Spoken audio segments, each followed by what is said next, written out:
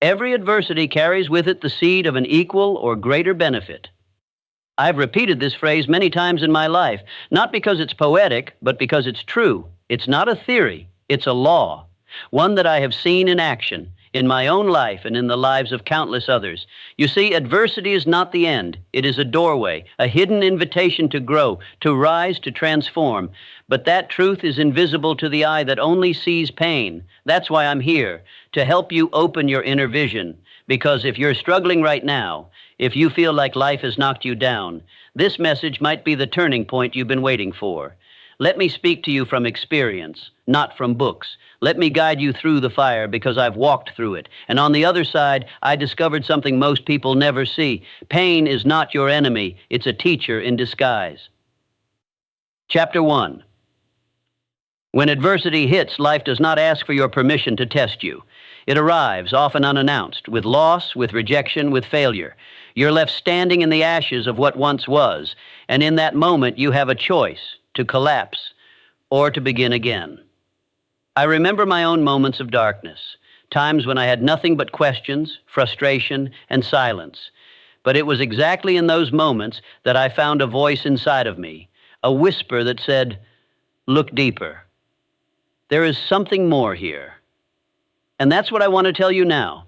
The obstacle in front of you is not blocking your path. It is the path. You were never meant to avoid adversity. You were meant to grow through it. Attention hook. Think of a time when something broke you. What did it eventually teach you? What strength did you discover that you didn't know you had? That is the seed. That is the hidden gift. But here's the truth. The seed is not obvious. It doesn't shout. It whispers.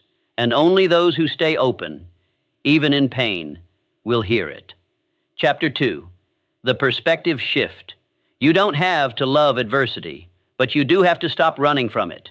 Because the moment you turn and face it, it begins to change. Not the situation, but you. You begin to ask different questions. What is this teaching me? How can I grow from this? What part of me is being awakened? When you ask those questions, the energy shifts. You move from victim to student, from helpless to empowered. That's when you begin to transform pain into power. That's when you reclaim authorship of your story. Chapter 3. The secret all great people know. In my life, I interviewed and studied hundreds of the most successful people of my time. And do you know what they all had in common? They all faced adversity, not once, not twice, over and over again. But they didn't curse it. They didn't resent it. They used it. Carnegie, Ford, Edison. Every one of them had moments where the world told them no, where everything went wrong, where the vision looked impossible. But they understood something. The size of the adversity often matches the size of the blessing behind it. They didn't ask, "Why me?" They asked, "What now?" And that question changed everything. Chapter 4. How to recognize the seed. The seed of benefit doesn't arrive with fireworks. It's quiet, subtle, and it's usually hidden inside something you wish had never happened. So how do you recognize it? You must look deeper. When adversity strikes, ask yourself, what strength is being called from within me right now? What belief must I let go of to grow from this? Who might I help in the future because I've lived this? The seed is always present, but it requires stillness, reflection, and courage to see. It may be resilience, it may be wisdom, it may be a redirection toward something greater. But know this, your suffering is never in vain unless you ignore its message. Hook for attention. Have you ever looked back at something painful and thought, if that hadn't happened, I wouldn't be who I am today? That's the seed at work. It turns wounds into wisdom. It turns failure into fuel. Chapter 5. Rewiring your mind for adversity. Here's the truth. The adversity outside is never greater than the adversity inside. And if you change your inner dialogue, you change everything. Start by training your mind to respond, not react. In moments of struggle, don't say, "Why is this happening to me?" Say instead, "This is shaping me. This is sharpening me. This is a setup for something greater." Speak to yourself the way a champion would. "This challenge is building my strength.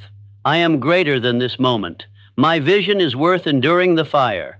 Repeat these daily, not as empty words, but as tools to reprogram your subconscious. Your thoughts become beliefs. Your beliefs shape your actions, and your actions carve your destiny. Chapter 6. The power of action in the storm. There is one thing adversity fears: action. Even the smallest act of courage begins to dissolve fear and confusion. So what can you do right now? Step 1. Write down your current adversity. Name it. Describe it clearly. Give it shape. You can't overcome what you refuse to face. Step 2. Identify the strength you're developing. Are you learning patience, endurance, self-respect? Shine a light on it. Step 3. Take a small, bold action today. Make the call. Apply for the opportunity. Start the idea. Ask for help. Don't wait for perfect conditions. Growth begins in motion. The seed will never bloom if you do not water it with action. Chapter 7. The true value of adversity. Diamonds are created under pressure. The strongest trees grow in the harshest winds. And human greatness? It's born in the furnace of trial. Let me remind you, the world is not against you. It is shaping you. Every closed door, every failure, every lonely night was not the end. It was preparation. It was training. Because the person you're becoming requires depth, and depth is earned through adversity. So the next time life strikes hard, pause and say, there's something here for me. Not just pain, but purpose. Not just loss, but leverage. Hook for emotion and retention. The greatest shift you can make is this: stop asking for easy. Start asking for meaning. Easy never made anyone extraordinary, but meaning, that builds legends. Final reflection. Let this truth settle deep in your heart.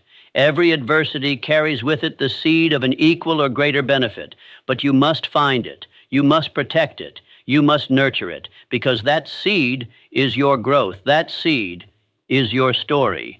That seed is your transformation. You were not made to live in fear or retreat. You were made to rise. So I leave you with this. Next time the storm comes, don't curse it. Stand tall, smile gently, and whisper to yourself, this is where I begin again. Thank you for listening, and remember, you were never defeated. You were being prepared.